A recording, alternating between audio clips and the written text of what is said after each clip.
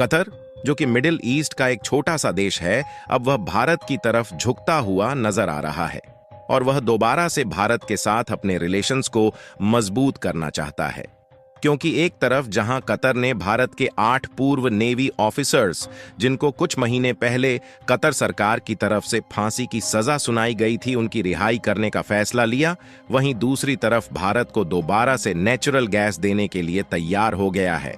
अगर भारत के navy officer को फांसी देने की बात की जाए तो इनका जुर्म केवल इतना था कि इन्होंने एक सीक्रेट सबमरीन के डाटा को लीक करके इजराइल को भेजा था, जिसकी डील कतर और पाकिस्तान के बीच फाइनल हुई थी। वैसे तो इन 8 नेवी ऑफिसरों की सजा माफ होने की कोई उम्मीद नहीं थी, लेकिन भारत ने कतर के ऊपर कुछ ऐसे शिकंजे लगाए जिससे कतर भारत के इन 8 नेवी ऑफिसर को छोड़ने पर मजबूर हो चला। पूरी अपडेट क्या है इस वीडियो में समझते हैं, लेकिन वीडियो में आगे बढ़ने से पहले भारत ने कतर में फांसी की सजा पाने वाले 8 नेवी ऑफिसर को छुड़ाने में कामयाबी हासिल की है। उसके लिए वीडियो को एक लाइक करके चैनल को सब्सक्राइब जरूर कीजिएगा। देखिए, कतर मिडिल ईस्ट का एक छोटा सा देश है, लेकिन इसके बावजूद भी भारत और कतर के रिलेशंस काफी अच्छे रहे हैं, जिसमें हम अपनी जरूरतों का 48% LNG यानी कि नेचुरल गैस अकेले कतर से इंपोर्ट करते थे। यानी कि देखा जाए तो भारत नेचुरल गैस इंपोर्ट के लिए कतर पर काफी ज्यादा डिपेंडेंट था, जिसमें भारत की जानी मानी कंपनी पेट्रोनेट LNG ने कतर के साथ गैस इंपोर्ट के लिए एक लॉन्ग टर्म एग्रीमेंट किया था, जहां हर साल कतर से भारत में 8.5 मिलियन टन नेचुरल गैस को भारत में इंपोर्ट किया जाता था। लेकिन इसी बीच यानी कि पिछले साल 2023 के अक्टूबर महीने में भारत और कतर के बीच कुछ तनातनी हो गई, क्योंकि भारत के जो 8 एक्स नेवी ऑफिसर्स कतर में मौजूद थे, उनको डेथ पेनल्टी की सजा कतर सरकार की तरफ से सुनाई जाती है। और इन ऑफिसर्स पर इल्जाम केवल इतना था कि इन्होंने एक सीक्रेट सबमरीन, जिसकी डील पाकिस्तान और कतर के बीच फाइनल की गई थी, उसकी जानकारी इजराइल को दे दिया था। इसके बाद भारत ने कतर सरकार से इन नेवी ऑफिसरों को रिहा करने की अपील भी की, लेकिन कतर सरकार की तरफ से भारत के द्वारा भेजी गई इस अपील को रिजेक्ट कर दिया जाता है और कतर सरकार इन नेवी ऑफिसरों को छोड़ने के लिए तैयार नहीं थी, जिसके कारण जो इसके पहले भारत और कतर के रिलेशंस कई सालों से बने हुए थे, यहीं से इनके बीच दरार आना शुरू हो जाती है, जिसके कारण भारत और कतर के बीच का बायलैटरल ट्रेड डिस्टर्ब हो जाता है, जिसमें कतर से भारत में इंपोर्ट की जाने वाली नेचुरल गैस को भारत की तरफ से बंद कर दिया जाता है। लेकिन नेचुरल गैस के इंपोर्ट को बंद करने से भारत में भी कई दिक्कतों का सामना करना पड़ता है, क्योंकि भारत अपनी नेचुरल गैस की जरूरत के लिए मेनली कतर पर ही डिपेंडेंट था। हालांकि इसके अलावा अमेरिका, UAE और ओमान जैसे कंट्रीज से नेचुरल गैस इंपोर्ट की जाती थी, लेकिन नेचुरल गैस का 48% हिस्सा केवल कतर से ही इंपोर्ट होता था। यानी कि भारत में नेचुरल गैस की आपूर्ति मेनली कतर के द्वारा ही किया जाता था। लेकिन भारत और कतर के विवाद से नेचुरल गैस की सप्लाई को अमेरिका और UAE की तरफ पूरी तरह से स्विच कर दिया जाता है, जिसके लिए भारत में नेचुरल गैस इंपोर्ट करने के लिए हाई कास्ट चुकानी पड़ रही थी। और इन्हीं बीच भारत की तरफ से कतर के खिलाफ कुछ शिकंजे कसे गए।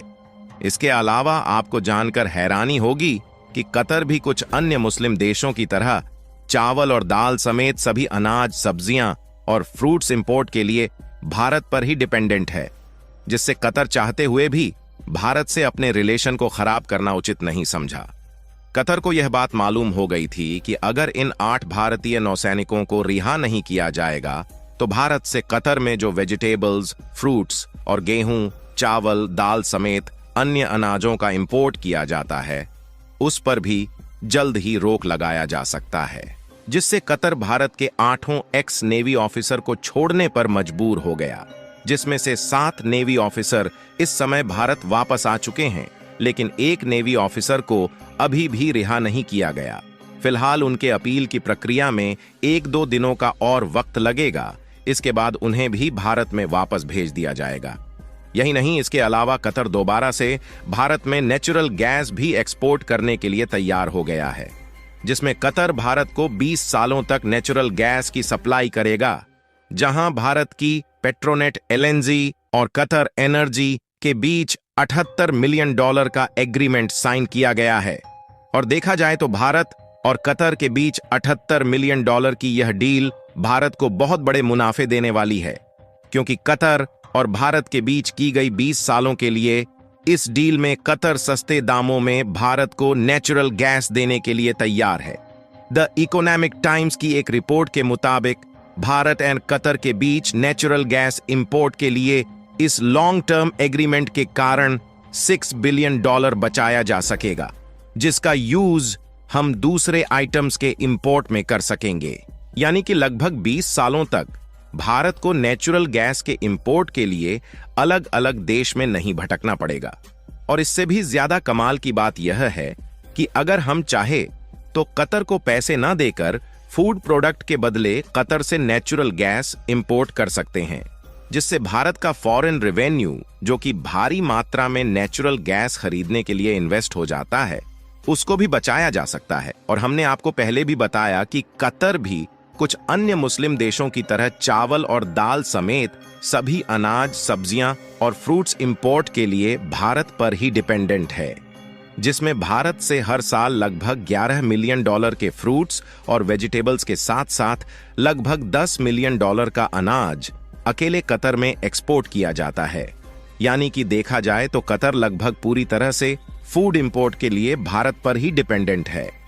और हम चाहे तो कतर से नेचुरल गैस इंपोर्ट करने के बदले इन्हीं फूड प्रोडक्ट को कतर में एक्सपोर्ट कर सकते हैं, जिससे नेचुरल गैस इंपोर्ट के लिए भारत को जो टैक्स और एक्साइज ड्यूटी पे करना पड़ता है, उससे आसानी से बचा जा सकता है। और इस समय वैसे भी लाल सागर में हूती विद्रोहियों के अटैक के कारण यूनाइटेड स्टेट और भारत के बीच का ट्रेड रूट डिस्टर्ब हो चुका है,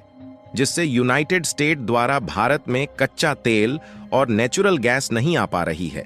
यानी कि कतर और भारत के बीच नेचुरल गैस इंपोर्ट के लिए फाइनल की गई यह डील काफी ज्यादा मददगार साबित होने वाली है।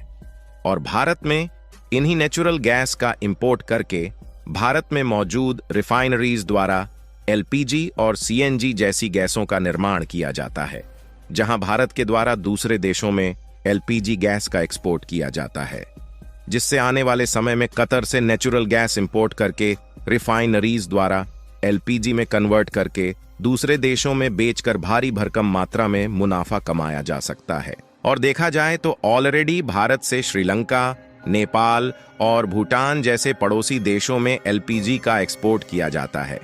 और हाल ही में कुछ दिनों पहले भारत की पुणे गैस ने श्रीलंका में अपनी एलपीजी गैस को एक्सपेंड करने की प्रक्रिया शुरू कर दी है, जिससे श्रीलंका में एलपीजी की रिक्वायरमेंट को पूरा करके वहां की मार्केट से भी मुनाफा कमाया जा सके। यानी कि कुल मिलाकर भारत को जिस चीज के लिए अभी दूसरे देशों में भटकना पड़ रहा था, अब 20 सालों तक नेचुरल गैस के लिए मार्केट खोजने की जरूरत नहीं है। और कतर से सस्ते दामों में नेचुरल गैस इंपोर्ट करके उससे मुनाफे कमाने का एक बहुत बड़ा कदम साबित होने वाला है।